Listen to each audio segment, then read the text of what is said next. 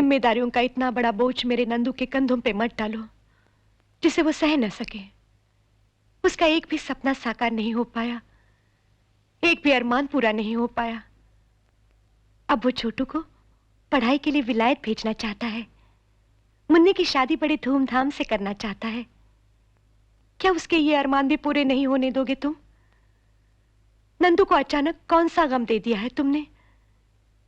नंदू मेरा श्रवण है, दशरथ पुत्र। अगर मैंने भी तुम्हें श्रवण के पिता की तरह श्राप दे दिया? नहीं माँ जी, नहीं। नंदू की बहन की डोली उसी तरह उठेगी जैसी नंदू चाहता है। उसका छोटा भाई पढ़ाई के लिए विलायत उसी तरह जाएगा जैसे नंदू ने सोचा है।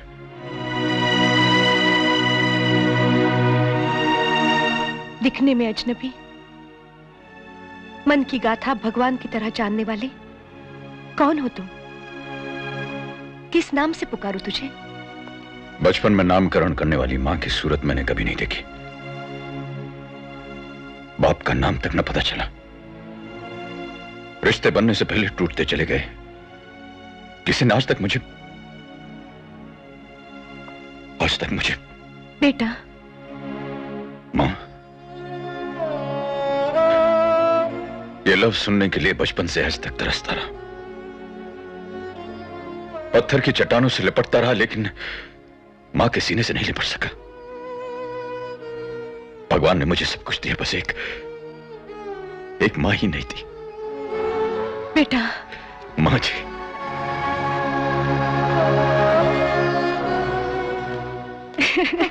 देखो मां, देखो भैया मेरे लिए क्या लाए हैं।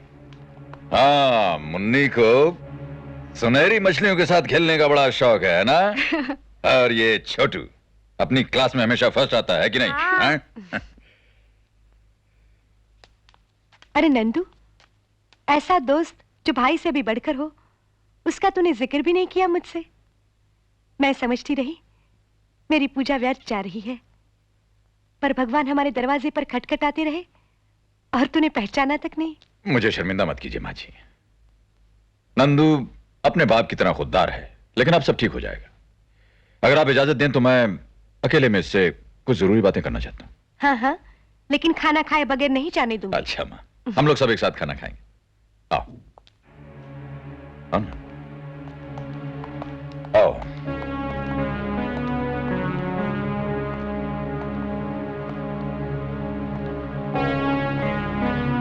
डरो मत। मैं इस घर में एक पुलिस अफसर बनकर जरूर आया था, लेकिन अब इस घर का बेटा हूं। तो फिर हम पर तरस खाइए साहब। दुखों के सिवा मेरी मां ने और कुछ नहीं देखा। मेरे भाई बहन मेरे बगैर लुट जाएंगे। नहीं, मेरे होते ऐसा कभी हो नहीं सकता। लेकिन अगर तुमने उन लोगों को कानून के हवाले नहीं किया तो न जाने कितनी कोख उजड़ जाएंगी, सुहाग मिट जाएंगे। वो बहुत खतरनाक लोग हैं साहब। हर वक्त तो आप हमारे साथ रह नहीं सकते। क्यों हम सबको मौत के मुंह में झोंकने की जिद कर रहे हैं आप?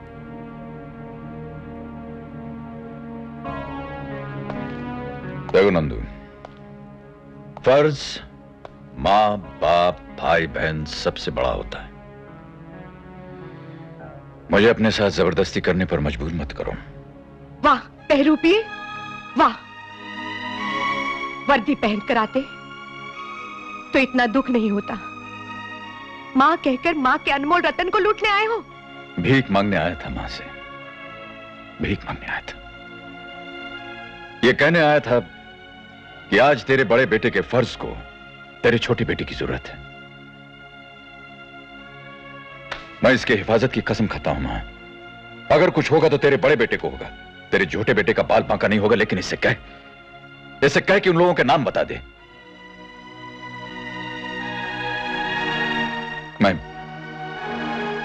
मैं कसम खाता हूं मां, मैं तेरा नंदू तुझे वापस ला कर दूंगा। मैं तुझे वापस ला कर दूंगा, कसम खाता हूं। मैं तेरी कसम खाता हूं।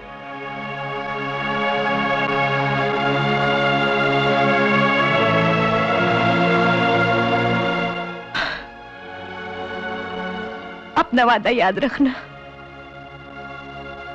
तेरी गरीब मां अपना सब कुछ तुझे दे रही है।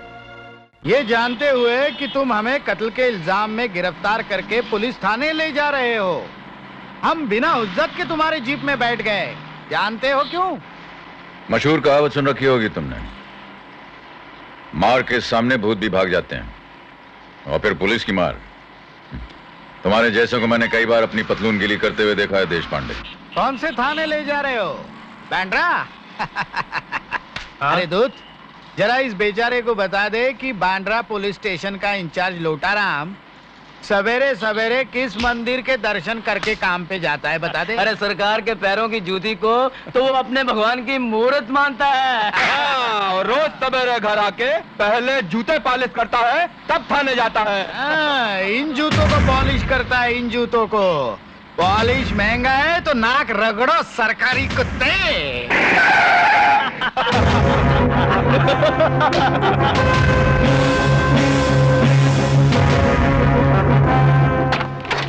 Thank you. डर गया साला।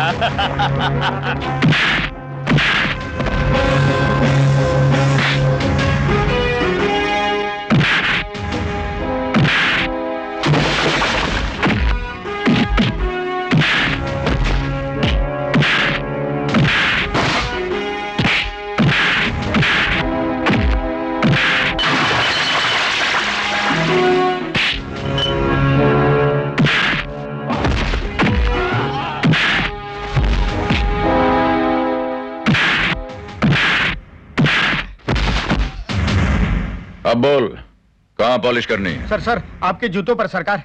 ए खड़ा खड़ा मुंह क्या देख रहा है? चल जल्दी से डब्बा इधर ला। कल से यहाँ पॉलिश करनी है नहीं करनी है? चल ला जल्दी। चल भाग भाग भाग। सलाम साहब। भाग। सलाम साहब बोलता है। आपके चरण रखिए सरकार, आपके जूते बहुत मैले हो गए। ओह, आ गया दिमाग ठिकाने? अरे अरे सरकार, ये सब कैसे हो गया सरकार? मेरे भगवान जैसी मूर्त को किसने तोड़ डाला? कैसे हुआ सरकार? भगवान नहीं, शैतान है ये। तुमको बीच में बोलने के लिए किसने बोला? हवलदार जी, कांस्टेबल्स, अरे जल्दी जाओ और गरम गरम हल्दी वाला दूध लेकर आओ। और सुनो जी सर, 5-6 ग्लास लेकर आना। सेठ जी के बॉडीगार्ड्स की बॉडी भी सेठ जी की तरह टूटी हुई है। सरकार, ये सब कैसे हुआ? किसी छत से गिर गए थे या किसी बड़ी बस के नीचे आ गए थे? बुलडोजर देखा है इंस्पेक्टर? बुलडोजर ना देखा हो तो इस आइडेंटिटी कार्ड को देख लो। इनके चेहरे का नक्शा कैसे बदल गया तुम्हारी समझ में आ जाएगा। अरे कौन सा identity card? Amar senior superintendent of police, crime branch.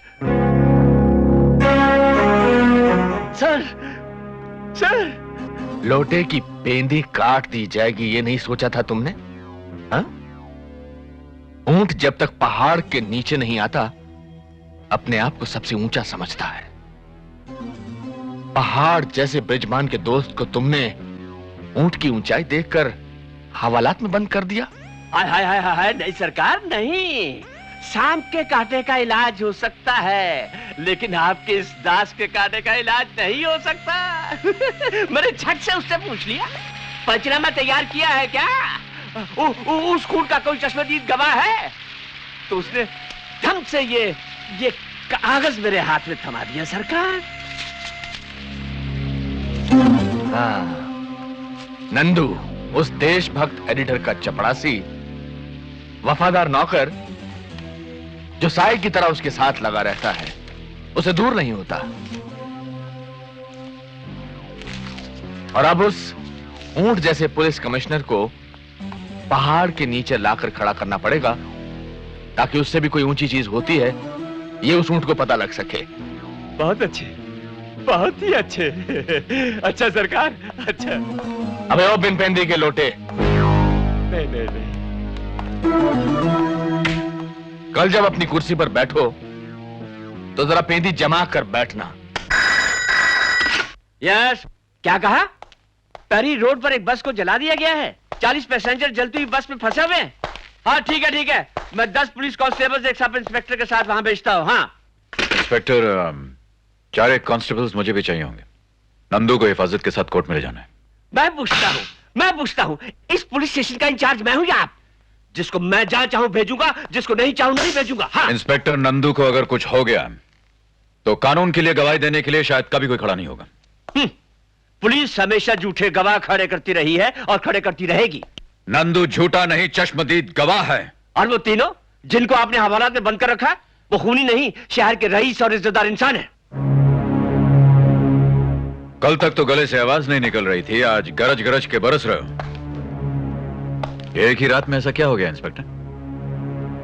याद रखना, नंदू को अगर कुछ हो गया तो मैं तुम्हारे उस रईस इज्जतदार देश पांडे के वो पैर जला दूंगा जिसके पैरों पर पड़े हुए जूतों पे पॉलिश मारकर तुम ड्यूटी पे आते हो।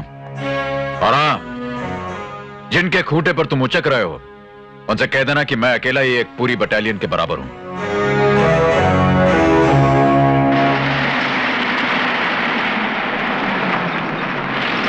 बस 2 मिनट नंदू, मैं उन तीनों को लेकर अभी आया। ओए कांस्टेबल,